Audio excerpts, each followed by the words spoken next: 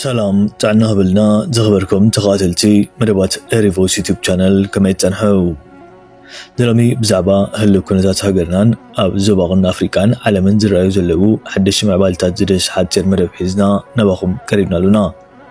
كما تروك سافتا مدبنا مسانا خطنحون كتكاتو لنان بخبري نعدم በጆሮአችን የሰማን ሰዎች ባለንበት ሰዓት ወያኔ እውቅና ሰጠ ወያኔ እውቅና አልሰጠ ብለ ክርክር ማንሳት ራሱ የታሪኩን ምንጭ ካለማወቅ የሚመነጭ ይመስለኛል። ስለዚህ ወያኔ ኤርትራን እውቅና እንደማንኛውም እንደተባበሩት መንግስታት ድርጅት እንደማንኛውም ሀገር ኤርትራን 182ኛ ሀገር አድርጎ እንደተቀበሉ ተቀበለ ነው የሚባል እውቅና ሰጠ አይባልም ተቀበለ ነው የሚባል እውቅና ሰጠ የሚለው ልካውን ከ156 ሀገራት በላይ ፍልስጤምን በ80ኛው የተባበሩት መንግስታት ድርጅት ስብሰባ ላይ እና ከዛ በፊት እየተንጠባጠቡ ፍልስጤም ነፃ ሀገር እንድትሆን እውቅና ሰጥተናል እንዳሉ ያ ነው እውቅና መስጠት የሚባለው። أبزو معلتات كم تخنكاتلو زغننا حدا وغن وي تقعنا يزخون منغستي يبلين زبل هورن ريفيو استبهاله مرب حبريتا نيرتران إثيوبيان أبدي قزبلت لياتيو نايه موداتا قاتاك صحابا كقبر زخل حبريتا مزرقحو الزكاريو اتمرب حبريتا إرترا خد كون زخالت ما كلاي منغستي إثيوبيا بزهابا أفلوتو دامبر بخال مقدي كونان سلازي منغستي بلتقنا نيرترا كاب هاجراتن كارتا علمن كحكا ناي حانتي دبدابي سراح تراها تبيو نزن مقبار دما ناود بحورات هاجرات نيرترا زهاب كوافلتو كل عال ويكسر زلو زبل سمعتها بمئتو إرترا ناب انتاي نزازي تفلتت كبابي ويكلل ناي مغيار مسرح كون كقبار يخيلي زبل حسابي حزمتيو بمجمرتا ازي كابتلوا وي دفيت ناي زخونه منغسي وصايز بالمرحه بريتا اتيز وزوصت انتانه بمنغسي ኢትዮጵያ ዝድግፉ አካላት ወይ ባዕሉ ስርዓት ብልጽግና ዝሃቦ ኮን ዘሎ ተخلو ልዕልዩ ነዝተንታነውን ከም ናይ መንግስቲ ኢትዮጵያ ወሲዶም ነት ስርዓት ግብረ መልሳ ማብሰ ጸምዶ ኤርትራውያን ብዙሓትዮም እቲ ኮን ዘለውን ንሱዩ ኢትዮጵያ ንኤርትራ አፍልጦ ሀገርነት ክትህባን ክትከልአን ካብ ዘሐፈረት እታ ሰላም ክልአትንላ በጉሩሬ ሒዛ ትንፋስ ክስን ተሰራሐላት ብላ ኤርትራ ድማ ና ውሽጢ ኢትዮጵያ ዝርከባ ክልላት ካብ ኢትዮጵያ ናይ ምግንጻል ድሌትን ምንቅስቃስን ዘርያ አፍልጦ ክትህበን ድልውት ከም ዘላ ዘረድእ ሕብረታዩ ወጪ ዘሎ እዚ ብብዙሓት ዝተገዘ ሓሳብ ድሮ ንኽልል ትግራይ ንኽልል አምሓራ ንኽልል ዓፋር ኣብ ዕላማ ኣትዩ ዘሎ ኮይኑ ንስተረፉ ዝተጨቆኑ ብሄራትን ክወሳሰኽ ከም ዝኽእል ልዑል ግምታት ኣሎ መንግስቲ ኢትዮጵያ ከም መንግስቲ ናይቲ ሃገር ተሓሲቡ ንጎረባብቲ ህዝብታትን ሃገራትን ክህወኽ ካብ ተንቀሳቐሰ እቶም ጎረባብቲ ድማ ነቶም ኣውሽቲ ኢትዮጵያ ዘለዉ ካብ ኢትዮጵያ ክግንጸሉ ዝሓስቡ ህዝብታት ብምድጋፍ ኣፍልጦ እንተሃቡ ፀገም ዘለዎ ይከውን እዩ እቲ ፀወታ ክኸውን ዘለዎ እውን ብኸመይ መልክዑ ኢትዮጵያ ምስ ኩሉ ድኹም ጎንታታ ናይ ምስፋሕፋሕ ድሌታን ሕልማን እናገዘፈ ብዝኸደሉ ኤርትራ ብመንፅሩ ከይትሰፍሕ ክትዕንግፃ ባህላዊ ክኸውን ዘለዎ ኢትዮጵያ ንኤርትራ ክትጎብጥ ኤርትራ ድማ ክልላት ኢትዮጵያ ሃገራት ኮይነን ክግብላ ዝካላ ክትሰርሕ ከም ትኽእል ዝተረድኡ ይመስልን እዚ በዝሎ እንዳበልካዮ በቲ ካልእ ዝፅወት ናይ ፖለቲካ ፀወታ ንኢትዮጵያ ኣብ ክሳራ ክእትዋ ከም ዝኽእል እውን ብሩህ ኮይኑ ኣሎ ነዚ ዝተረድኡ ብዙሓት ኢትዮጵያውያን ድማ ኤርትራ ኣብዚ ኩናት እንተደኣ ተሳቲፋ ትኸስሮ ነገር የብላን እንትርፎ ህይወት ሰብ ኢትዮጵያ ግን ቁጠባ ትሕቲ ቅርፂ ካልእ ማሕበራዊ ኣዕኑድን ክትሰንያ እዚ ብዘይካቲ ብሞት ዝጠፍእ ቁፅሪ ህዝባ እዩ ስለዚ እዚ ኩናት ንኢትዮጵያ መሊሱ ክሳራ ዘምጻላ እምበር ኣፍ ደገ ባሕሪ ይኹን ካልእ ሽሻይ ሒዝላ ዝመጽ ኣይኮነን በተኻለ መዳይ ድማ ኤርትራውያን ናይ ኩናት ተመክሮ ዘለዎም ብምዃኖም ኢትዮጵያ ብኻልእ መገዲ እንተፈተነት ዝሓይሽ ይብሉ በኻልእ ወገን እዚ ካብ ኢትዮጵያ ተጀሚሩ ዘሎ ናይ ህልወሳ ፖለቲካ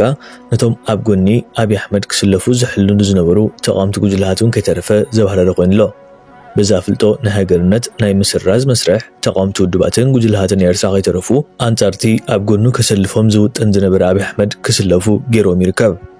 ወላኳ መንግስቲ ኤርትራ ብዝኽተሎ ፖሊስታት ንቃወሞ ንኹን ኣብ ጉዳይ ሃገር ግን ቀይሕ መስመር ተሓልፍ ኣለኻ ዝብል መልእኽቲ ናብ ቀዳማይ ሚኒስትር ኣብይ ኣሕመድ ሰይዶም ይርከቡ ኤርትራ ናጽነታ ዝረኸበት ብደም ደቃን ብድምፂ ህዝባን ዳእምበር ኢትዮጵያ ፈቂዳትላ ዝረኸበቶ ናጽነት የለን ተሳዒርኩም ካብ ሃገርና ወፂኹም ከኣክል ክሳብ ማእከል ዓድኹም ኣሳዲዶም ዘባረሩኹም ሓይልታት ኤርትራን ትግራይንም ነዚኦም ድማ ኣይኮነን ሎሚ ተደሚሮም በበይኖምን ከም ዘይትኽእልዎም ኩሉ ዝምስክሩ ሓቂ እዩ ስለዚ ኣይትድከሙ ዘስምዕ በጥንቀቕታ ሓዘል መኽርዮም ወስ ኣቢሎም ዘለው ነዛ ቪድዮ ንከታተል نحن إثيوبيا خمس جرا أديات زحفتنا يلن حق خمس زارب تخيلنا نحن كو تاريخ شعبية أب برخاز جبرو ሻዕቢያ እቲ ቃልሲ ሰውራ ኤርትራ ስለጨወዮ قوامن مرجان ስለዘይ ገበረ እንተዘይ ኮይኑ እኮ ኢትዮጵያ ንዓና መሪቃ ወይ ትብጻሕኩም ኢላትና ሓደ ሻዕቢያን TPLF ነዚ ናይ ሓይልና ኢትዮጵያ ዝነበራ ሲዒረኖ TPLF ካ ወላውን ኤርትራ ኣይንጽላን እንተብል ሓይሊ ነበራ ታትገብር ትኽእል ትዝዓበ ሓይሊ ዝነበራ ትሽዑ ግዜ ብዘይ ቀልዓለ ናይ ሻዕቢያ ህወሓት ሓይሊ ነበሮ ማለት ኣይኮን ኦፍ ኮርስ ነይርዎም ግን ብናይ ክልቲኣቶም መተሓግጋዝ ነቲ ስልጣን ፓወር ሒዞሞ ዝኻ ስምምዕ ነይርዎም ሓቢሮም ክቃልሱ ከለው ንሳቶም መሰል ዓርሰ ወሳነ ዝብል ነይሩ ኢትዮጵያ መርሕዋ ነይሮም ኤርትራ ከዓ ናይ ነፃነት ስለዝነበረ ሪኮግናይዝ ገይሮሞ ማለት እዩ ሶ ሕጂ መን እዩ ኣብዚ ድላም ኖ ክንመርሶይና ኖ ክንበልካ ፈቲኻ ደሂብካና ኸይ ሓደ ክጅምር ከሎ ኤርትራ ትግዛኣ ነይራ እምበር ኢትዮጵያ ኣይኮነትን ነይራ ዝኽፈጥዎ ዘለዎም ከምዚ ሕጂ ትግራይ ወይ ከዓ ከምዚ ካልኦት ክልላት ናይ ኢትዮጵያ ከም ይኮነትን ነይራ ብሓይሊ እዩ ኤርትራ ብጣልያን ብእንግሊዝ ዝተገዚአ ኢትዮጵያ ተገዚኣ ዘይትፈልጥ ሃገር ኢሎም ባዕሎም ዝዛረቡላ ኤርትራ ተገዚኣ ትፈልጥ እንተኮይና ማልያ ደይብለን ሃገራት ትርኩውን ገማግም ባሕሪ ኦፍ ኮርስ ገዚዋ ግን ትርኩውን ኣለቡ እንግሊዝ ጣልያን እንድሕዳ ክበሃል ኮይኑ ሃይለ ስላሴ ደርገ ከዓ ብተባህራይ ሒዞማ ማለት እዩ ስለዚ ኣካል ኢትዮጵያ ኮነትን ነይራ ብሓይሊኦም ቋሪኖማ ነይሮም ዝኽንፈልጦ ዝግባአና ስለዚ ሕማቕ መራሒ ስለ ዘለና እምበር ከምዚ ክብሉ እዚ ስኖ መጎት ኣይኮነን ሕሉፍ ሓሊፎምዚ ካብቲ ባሕሪ ቢሎምሲ ነፃነት ካሲ ከምዚ ተኮይኑስ ክንከላእካና ክንሕድገካና ዋ ባውጃኹም የተዛረቡን ግርም ኮይልና ነቲ ገዛ ካሲ ስጋዕ ክንዲዚ ክሕክሙካ ገለ ሻዕቢያ ኢና ከምዚ ኣውሪድና ዘሎ ክንፈቶ ዘለና እንታይ እዩ እዚ ጨጉሪ ሰበይተይ እንዳደረዘ እዚ ዝዕልለንሲ ናይ ብርሃኒ ዝበሃል ብልላውነትና ብገለ ስጋዕ ክንዲዚ ይሕልፍና ንህብ ሰባት ኣይኮንና ንሕና ዋዕ ታይ ኢትዮጵያ ክንቃለ ስለ ዝበልናሲ ልላውነትና መሬትና ሃገር ስለ ዘለና እኳ ንዛረብ ዘለና ግን ሻዕቢያ ገቢትዎ ማለት ኣብዚ ሕጂ ክንዛረብሲ ስክፍታ ክህልወና እውን ኣይግባእን ምክንያቱ ብዛዕባ ልላውነት ከ እዩ ዘረባ ትፅሑፍ ዘሎ ኢትዮጵያ ፈትያ ዘይኮነት ንኤርትራ ልላውነት ሂባታ ተሳዒረ ብኹናት ተሳዒረ ሲምፕል እኳ እዚ ብኹናት ብሓይሊ ሒዛታ ነይራ ብሓይሊ ካ መንዚዓቶ እቲ ብሓይሊ ዘበልዎ ማለት እዚ እኮ ሲምፕል ሎጂክ እኳ ዓር ኣብ ዩናይትድ ኔሽን ኦልሬዲ ሃገር ዝኾነሲ ክንወስዳ ኢና ልላውነት ስለ ዘይብላ ሃገራ እንታይ ምልከተካ ስኒ ኤርትራውያን ዝምልከት ናትና ሕመቕ እቲ ቆዋም ዘይምግባርና ድዩ እቲ ካልሲ ናትና ሕመቕ እምበር ንኢትዮጵያ ዝምልከት ኣይኮነን እዚ ኢትዮጵያ ዝምልከት ኣይኮነን ስለዚ እቲ ዘምፅዎ ዝነበሩ ኤክስኪስ ስነ መጎት ኣይኮነን እዚ ሰሪካ ከምዚ ክበልዕዋ ዝደሊ እንታይ ኣባ ጉንባሕሲ ዛግራ ብልዋ ዝበልኮ ከምዚ ምሻሎ ኮርዋ ስለ ዝደለዩ ወይ ከዓ ውግእ ክኽፈት ተደልዩ እዚ በቃ ባሕሪ ልላውነት ከም ዝንገብራ ኢና ገለ መለ ንኢትዮጵያ ከምኡ እንታይ ካሲ ሆ ክብለልካ እዩ ነቲ ኩናት ሽዑ ከዓ እትበልካ እዩ ብዝሕለና ገለ ከምኡ እንተኮይኑ እሞ ኣብዚ ዓለም ኩሉ ስርዓተ ሕጊ ዘይብሉ ዓብን ንሸኽም ዓሳ እንዳበልዑ ክኸይድ ማለት እዩ ስለዚ ሕቆ ሰበይተይ ሒዙ ዝዋዘሲ ናይ ብርህኒ ከም ዝበሃል ብልላውነትና ዝዋዘ ብልላውነትና ዝዛረብ ኣይብርሃና ስለዚ ኢትዮጵያ መንዴት የብላን ኤርትራ ልላውነት ክሕድጋኤ ክመልሰኤ ክወበኤ ማእስ ከሂብካያ ማእስ ከቢያት ጌርካ ከምዚ ኢልካ ሂብካያ ደም ተኸፊልዎ ተሳዒርካ እኳ ሲምፕል እኳ እዚ ብሓይሊ ደኮነ ፓወር ሒዞም ብሓይሊ ከዓ ነታ ሃገር ጣሽም ገይሮማ ነይሮም ከይንዛረብ ዶ ተነፊሕና ክንመውት ደሊና ሆይለይከ ኣብ ልላውነትና ኣይትኸውንን እያ ከምኡ ዝበሃል ነገር የለን ስጋዕ ክንዲዚ ቀብጠርጠር ዘድልዮ ኣይኮነን ንሕና ብዛዕባ ልላውነትና ንሕና ኣብ ኤርትራ ቆዋሚ ዘይብልና ነፃነት መቲ ስርዓት እቲ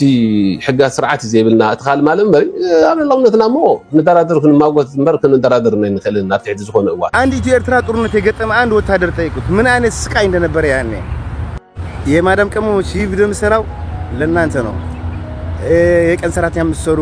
አጠቃላይ ሎው ክላስ የሚባለው የኢትዮጵያ እናንተ ሎው ክላሶቹ ማለት ነው በእነሱ ስፖይል ያተደረጋችሁ ነው በጣም ስፖይል የተደረጋችሁ ነው እናንተ መከተል ያለባችሁ ሌላ ስኬታማ ኢትዮጵያውያን አሉ እንጂ እነ ሞጣ እነ ዮኒ ማኛ እነዚህ ደደቦች መከተል ያለባችሁ ኦኬ እኛ ኤርትራውያን ሀገራችን ስለ ባህር ስታወሩ ስንት ዋጋ ነው የተከፈለበት ባህር ታውቃላችሁ ስንት ህዝብ ነው የሞተበት ህዝባችን ማለት ነው በጣም ብዙ ዋጋ ከፍሎ በጣም ብዙ ዋጋ ከፍለንበት ነው ሀገራችን ያዝ ነው እያንዳንዱ ቤት እኮ ስንኩል አለ ኤርትራ ውስጥ እያንዳንዱ ቤት ሱ አለ አንድ ኢትዮ ኤርትራ ጦርነት የገጠመ አንድ ወታደር ጠይቁት ምን አይነት ስቃይ እንደነበረ ያኔ ከተሞቻችን በደብዳብ በሚሳኤል በሚናም ጨቅቷል ማሳዋን ታቁታላችሁ በደም ጨቅቷል በሞርታር እኛ ረሳው ቪዲዮ አለን ማሳያችሁ እንዲያም ዶክመንት አድርጌ ያሳያችኋለሁ እኛ ሀገራችን እንደናታችን ነው ምናያት ደስተኛ ነን በሀገራችን ለዛ ነው ኤርትራ በሀገሩ አይደራደርም የምትሉት ያ አንደራደር that's okay that's who we are እንደዛ ነው ሀገሩ የተገነባው አሰብ ምናምን ታወሩት እርሱት ህልም ነው እሱ አይሆንም ያ ባህር አሜሪካ ማትፈልጉ ይመስላችኋል ወይ ሌላ ሀገር ማይፈልጉ ይመስላችኋል ይፈልጉታል ግን አይቻልም የአንድ ሀገር ሉዓላዊ ሀገር መያዝ አይቻልም ግን ወጣቱ እዚህ ጋር ያለ ስፖይል የተደረገ ነው ከተል ያለባችሁ ሌላ ስኬታማ ሰዎች አሉ በጣም ስኬታማ ሰዎች አሉ ኢትዮጵያ ላይ በጣም ግዙፍ ሜጋ ዌልዝ ሜጋ ማይንድ ያላቸው ሰዎች በጣም ግዙፍ ሰዎች አሉ አንድ ከነሱ ልጠቁማችሁ ስፖርተኛ ከሆናችሁ ኃይለን ገብረስላሴ ተከተሉት የቢዝነስ አይዲያ ካላችሁ ኤርሚያስ አመልጋን ተከተሉት ኦኬ ህልም ከሌላችሁ ወይ ደግሞ ቪዥን ከሌላችሁ ደግሞ ዳዊት ድሪምስ አላችሁ ወይ ሌላ ማን ያዘዋል ይሾቱ አሸናፊ ታያ አላችሁ በፖለቲካ ደረጃ አሁን መከተል ከፈለጋችሁ እነ ቴዎድሮስ አድሃኖም አለላችሁ ዓለም አቀፍ እና አርከበ ወቅባይ አላችሁ እና ትክክለኛ ዜናም ከፈለጋችሁ ደግሞ የወይኑዋ ልጅ አላችሁ የተደራጀ ዜና ከፈለጋችሁ ማለት የተጠና ምንድነው የሚያገለግለው ለኢትዮጵያ ምንድነው ያበረከተው እስኪ ዮኒ ማኛኛ ሞጣ ምትሉ ምንድነው ምን ፕላትፎርም አላችሁ ወሬ ማመላለስ is not like that አንድ ሰው እኮ ሰርቪስ መስጠት አለበት ለህብረተሰቡ በአንድ ሙያ ረጅም ጊዜ አዳብሮ አንድ ሙያ ማገልገል አለበት ይሄ ነው የሚሰራው መባል አለበት ሚዲያም እኮ ሙያ ይፈልጋል እኮ ነሲፉ አሉ እኮ የረጅም አመት ባለሙያ ሚዲያ ከፈለግን ማለት ነው የራሳቸው ሴፉ ሾው ብራንድ ያላቸው ማለት ነው ስፖንሰር አሁን ቢጠይቁ ማን የሚከለክላቸው ዮኒ ማኛ ምንድነው ማን ነው ስፖንሰር የሚሆነው እስኪ ሞጣው ስፖንሰር ቢፈልግ ያገኛል ወሬ ለማመላለስ እና ፕሊስ ወጣቶቹ እነሱን አትከተሉ ኦኬ አሁን አንድ ኢትዮጵያው እዚህ ጋር አስጨቃጨቀኝ የነበረው ለዛ ነው አትከተሏቸው ፕሊስ መከተል ያለባችሁ እነዛ ትልልቅ ሰዎች ነው ሚዲያ ከፈለጋችሁ ነሴፉ እዩ ዜና ከፈለጋችሁ አዲስ ሸገር አዲስ አላላችሁ እነሱን እዩ ቪዲዮ ሼር ኮፒ ሊንክ አድርጉት እነሱ ጋር እስኪደርስ ድረስ ዮኒ ማኛኛ የሞጣ የሚለው ልጅ ደግሞ ማለት ነው ኤርትራ እንደዚህ ደም ተከፍሎበት የተገኘ ሀገር ነው ስንት ቀዮች የከፈልንበት ስንት ላይ መንሰይ ስንት ምልምል መውለድ የነበረባቸው ህይወታቸው ማየት የነበረባቸው ስንት ወጣት ከፍለን ነው ያገኘነው ሀገሩ እሺ ዝም ብላ አንተ ወንበር ላይ ተቀምጦ ቱቱት እየተባለ አይደለም ሀገር የተገነባው ስንት ምልምል መንሰይ ተከፍሎበት ነው